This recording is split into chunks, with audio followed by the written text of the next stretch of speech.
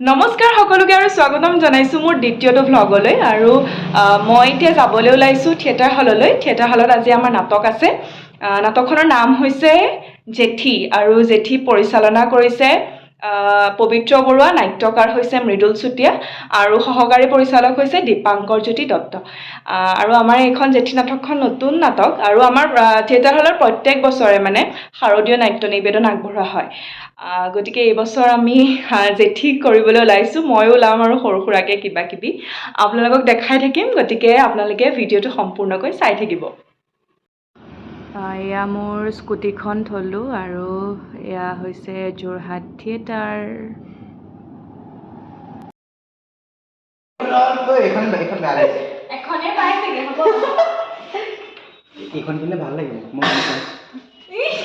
বহুত বেয়া লাগিছে। জেঠিয়ে চশমা তশমা পিন্ধি লওঁ।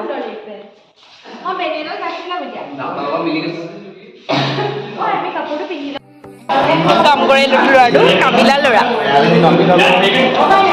আৰু নেক্সট কোনখনত আহি আছে? কি আহি আছে? অ' মা, বম্বেৰ প্ৰডাকশ্যন।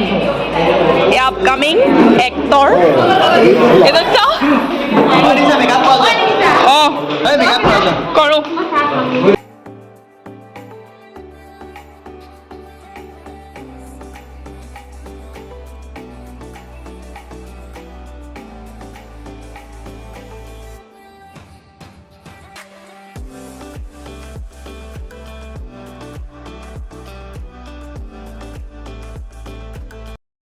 আমি ৰেডি।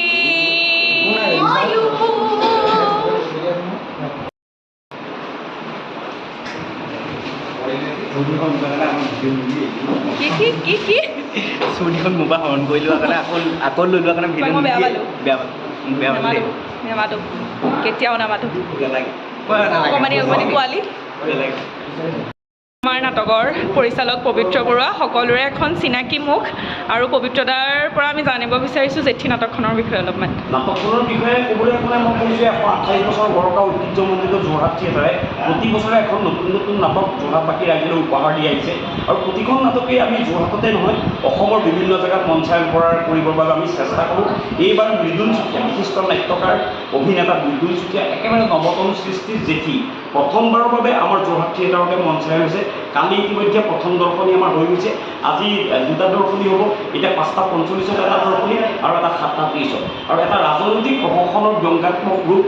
যিখন নাটক চালে আপোনালোকৰ বাস্তৱ ছবিখন, সাম্প্ৰতিক পৰিস্থিতিৰ যিখন বাস্তৱ ছবি, সেই বাস্তৱ ছবিখন দেখা পাব।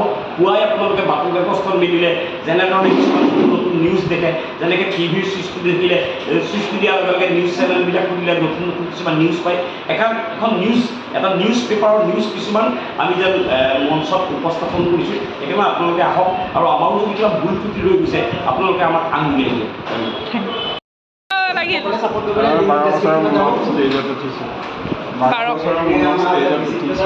অনুভৱ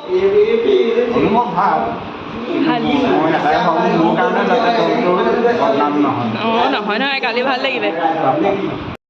জেঠী নাটক মঞ্চস্থ হ'ল, আজিও আছে দুটা দৰ্শনী। কালিৰ অনুভৱ কওক। ভাল লাগিলে আৰু তেন্তে কালি কেনেকুৱা লাগিলে নাটক কৰি? ভাল লাগিলে। কিমান ভাল লাগিলে? বহুত ভাল লাগিলে। বহুত ভাল লাগিলে। আপোনাৰ কেৰেক্টাৰটোৰ বিষয়ে অলপ কওক ৰাইজক।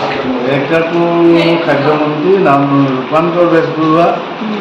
আমি ৰাজনীতিত যিটো চলিছে সঁচাই মিছা সঁচাই কৰি তেওঁ ভোট আদায়ৰ যিটো পলিচি মানে সেইটোৰ ওপৰতে নাটকখন হৈছে। দৰ্শক আহক, সকলো দেখিবলৈ পাব। সেয়াই আমি দেখাম বাৰু যিমান পাৰোঁ। চব ব্যস্ত। অমৰ দা এয়া গীতাশ্ৰী বা বহি আছে আমন জীৱনকে। কোৱা কেনেকুৱা লাগিলে কালি? কালি এটা শ্ব' হৈ গ'ল, ভালকৈ গৈছে, ৰাইজে ভাল পাইছে। আজি এতিয়া আজি দুটা শ্ব' আছে, ফাৰ্ষ্ট শ্ব', ছেকেণ্ড শ্ব'। গতিকে আপোনালোকেতো অলৰেডি পাৰ হৈ গ'লেই। এতিয়া নেক্সট যদি আকৌ কেতিয়াবা হয় চাব, মানে এইখন মিছ কৰিব জেঠীৰ নাটকখন। বহুত এখন ভাল নাটক। আৰু গীতাশ্ৰী বাৰু চেনেল এটা আছে, বল আৰু চেনেল এটা আছে পল এণ্ড গীতাশ্ৰী। তাত আপোনালোকে ব্লগ দেখিবলৈ পাব, চাই থাকিব পল এণ্ড গীতাশ্ৰী। চাব দেই, লিংকটো দি দিম বাৰু ডেছক্ৰিপশ্যন। আমাৰ প্ৰাণ ৰক্ষা কৰি সেই বিষ পান কৰি সেই মহান জেঠীকেইটাই নিজকে আত্মবলিদান দিলে। হয় নে? কিমান মহান প্ৰাণী জেঠী। এই ঘটনাটোৰ পৰা কিন্তু সমাজলৈ এটা ডাঙৰ মেছেজ যাব। কি ইমান দিনে আমি কুকুৰকে প্ৰভুভক্তা বুলি কৈ আহিছিলো, আজিৰ পৰা সকলোৱে জেঠীকো প্ৰভুভক্তা বুলি ক'বলৈ আৰম্ভ কৰিব। ঠিক কথা কৈছে আপুনি যে অলপ আগতে মোক ক'লে আমাৰ দলৰ মানুহে আপোনালোকক মাৰিব বিচাৰিছে, এইটো কিবা বেয়া কথা কৈছে দেই। আপুনি আকৌ ভয় হৈছে কিয়? তদন্তৰ সকলো ওলাই পৰিব নহয়। আৰু ইহঁত কেইটাকে পইচা দিছে ঘৰৰ কাম কৰা মানুহকেইটা মোক ধুলাই দিছে বোলে। বেচাকেইটা যদি নিদিওঁ কি এনে পুলিচ হাতত মাৰ খালেগে দেই। হেৰি এনেই মাল খোৱা নাই বুজিছে, এনেই মাল খোৱা নাই। সিহঁতেতো জানিব লাগে কোনে ক'ত কেতিয়া কেনেকৈ বিষ মিলাই থৈ গৈছিল। এতিয়া তেনেহ'লে সিহঁতি জিভাৰে অ'ত ত'ত চেলেকি ফুৰিলেহে হ'ব। কি ক'লে? চিলেক্ট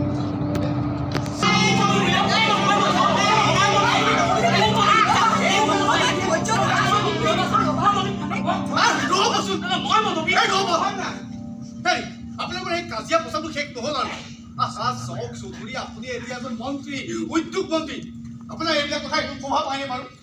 সেইবোৰ বাদ দিয়ক, আচল ঘটনাটো কওঁ। কৈছো মোৰ মানে ৰাতি আহোঁতে নহয় নহ'লে কিবা সকলোৱে ইয়াত খাবলৈহে আহে, খোৱাবলৈতো কোনো নাহে। ব্যৱসায়ী কেইজনীকো মৰমতে আনিছে। তুমি তেওঁলোকক ইয়াত কি খাবলৈ অহা দিছে? তোমাৰ ঘৰত তেওঁলোকক কি খাবলৈ অহা দিলা? মোৰ কেইটা কিয় মোৰ কেইটা নাখাই যায়? আপোনাৰ মূৰটো নাখালেও মোৰ মূৰটো আহি ঠিকছে খায়। খাওক দিয়া, অকণমান যিবোৰ ক'বলৈও বেয়া নহয়। এই ডেলিভাৰৰ পৰা বাচিবা। কি ক'লে? ফেটি লিভাৰ? মানে মোৰ কেতিয়া ফেটি লিভাৰ? ছাৰ ফেটি ছাৰ সাংবাদিক দুজন মানে আহি অথনিৰ পৰা দ্বিধা কৰি আছে। এতিয়া নালাগে আহিব, আলহী আছে বুলি কওঁ কৈছা। কৈছো সেইকাৰণে অথনিৰ পৰা ধৈৰ্য ধৰি ৰৈ আছে। আৰু এতিয়া সকলোকে যোৱা দেখিছে যে একেবাৰে ইয়ালৈকে আহিবলৈ লাগে। মই যে আজি বহুত দিনৰ মূৰত নিজকে এই লোকেশ্যনত টিভিত চাব পাৰিম নহয়নে? হয়, এইটো অৱশ্যে তুমি ঠিকেই কৈছা দেই। মই মানে কালিৰ পৰা যে টিভিটো আকৌ ওলোৱা নাই। গায়ে ধোৱা নাই। তুমিতো এনেও গা নোলোৱা। গা ধোৱা নাই? মানে টিভিত যে কালিৰ পৰা মই ওলোৱা নাই, গতিকে মানে কিবা কনষ্টিপেশ্যন হোৱা নিচিনা লাগি আছে। নমস্কাৰ নমস্কাৰ নমস্কাৰ নমস্কাৰ নমস্কাৰ। আমি পলম নকৰো, ঢেৰ প্ৰশ্ন কেইটা হ'ব হয় হয় হয়।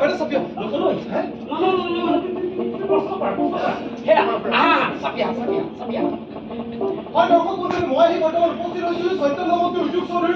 ক্ষমা কৰিব, মই বৰ্তমান উপস্থিত হৈছোঁ উদ্যোগ মন্ত্ৰী চৈতন্য চৌধুৰীৰ ঘৰত। তেখেতৰ ঘৰত আচলতে জেঠীৰ মৃতদেহ ওলাইছে। আমি এতিয়া জানি আছোঁ যে তেখেতৰ ঘৰত জেঠীৰ মৃতদেহৰ আচল ৰহস্য কি হয়। মন্ত্ৰী মহোদয় আমাক জনাওক যে আপুনি এই ঘটনাটো কি বুলি নামাকৰণ কৰিব, আৰু আপুনি এই ঘটনাটোৰ লগত কোন লোক জড়িত হৈ আছে বুলি ভাবিছে, আৰু আপুনি এই ঘটনাটোৰ লগত কোনো বিৰোধী ভাগ আছে বুলি ভাবিছে?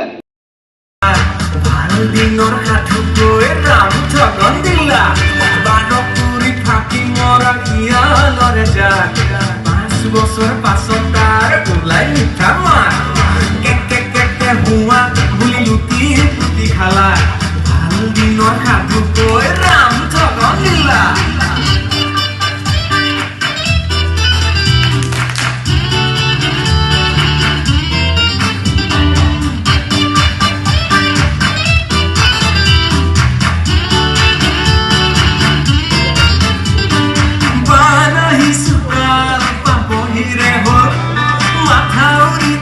তোমাৰ আজিও নহ'ল, দিনে দিনে বাঢ়ি গ'ল দাম বজাৰত, বজাৰতহে জুইৰ দাম নাই পথাৰত, কৃষকৰ আঁচনি কাগজতে ৰোল, আঁচনিবোৰ টকা হৈ পকেটলে গ'ল, কেকে হোৱা বুলি লুটি পুতি খালা, ভাল দিনৰ সাধুকৈ ৰাম ঠগন দিলা।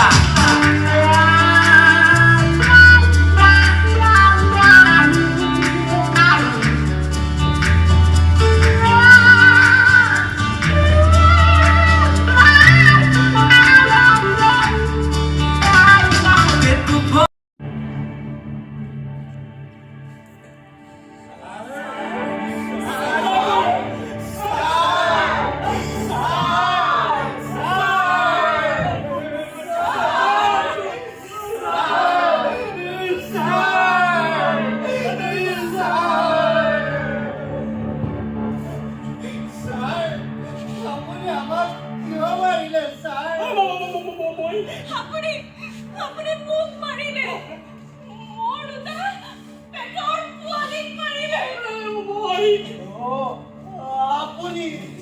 আপুনি ছাৰ, আপুনি মোৰ মা আপুনি আমাৰ গ্ৰুপ লিডাৰটোকো মাৰিলে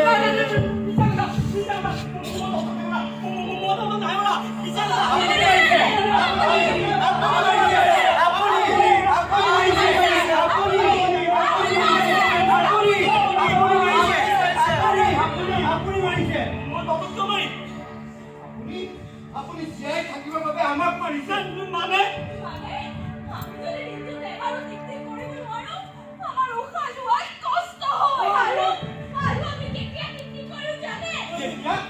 যেতিয়া আপোনালোকে সঁচা কথা কয় কিন্তু আপুনি এনেকুৱা এজন মানুহ যে দিনটো ৰাতিপুৱাৰ পৰা এটাও সঁচা কথা নকয় আৰু আমি আমাৰ পোৱালীবোৰে কি কৰিবলৈ নাপায় উশাহ চুটি হৈ আহে আৰু আমি চব কথাই মৰিব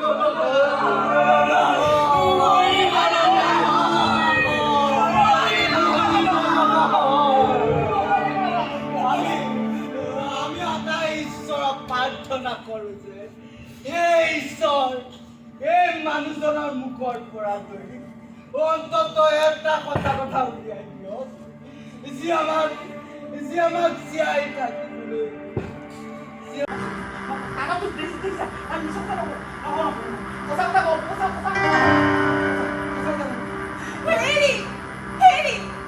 কি হৈছে আপোনাৰ কি বকি আছে আপুনি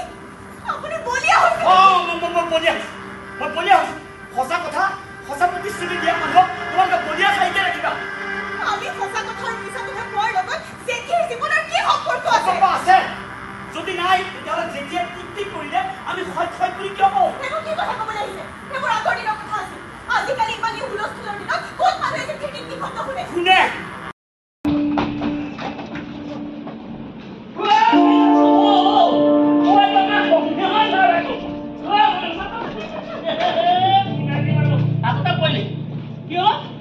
খেলিছে নি খৰ খেলাকে খুন্দিয়াই মহতিয়াই দিছে নে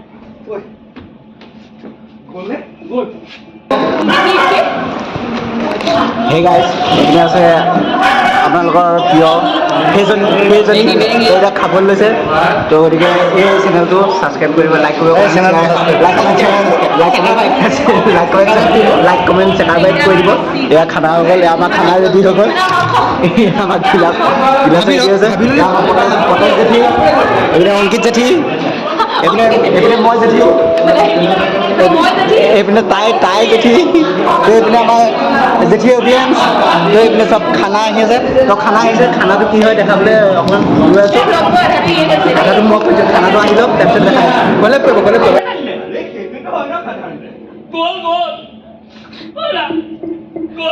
কিন্তু পাৰ্কৰ কমিটিক গৈ মোৰ চাকৰিডালো খাই যাব নহয় বহুত দিন পাৰ্কৰ গেটখনৰ সন্মুখতে বহি আপোনালৈ বাট চাই ৰৈ থাকিলো বোলো আপুনিহে কিবা এটা সুস্থ কৰিব পাৰিব নাই আপোনাৰ দেখা সাক্ষাতে নাই আপোনাৰ ৰতিবা মাজে মাজে বেলেগ এটা লগত পাৰ্কলৈ আহে তাক আপোনাৰ ফোন নাম্বাৰটো খুজিলো পকৰিলে নাই বুলি কৈ দিলে নহয় তাইৰ লগত মোৰ ব্ৰেকআপ হ'ল নহয় সেইটো কাৰণে আজিকালি মই পাৰ্কলৈ নোযোৱা হ'লো কিন্তু তই মোক এটা কথা কচোন তই গাখীৰৰ লগত মদ বেছিছ যে তেতিয়াহে মানুহে মন নাপাব আকৌ কিন্তু এইবোৰ তই কিয় হোম ডেলিভাৰী ৰাতিপুৱাই গৈ ঘৰে ঘৰে দিছা পইচা মাহেকৰ ওপৰত কালেকশ্যন কৰোঁ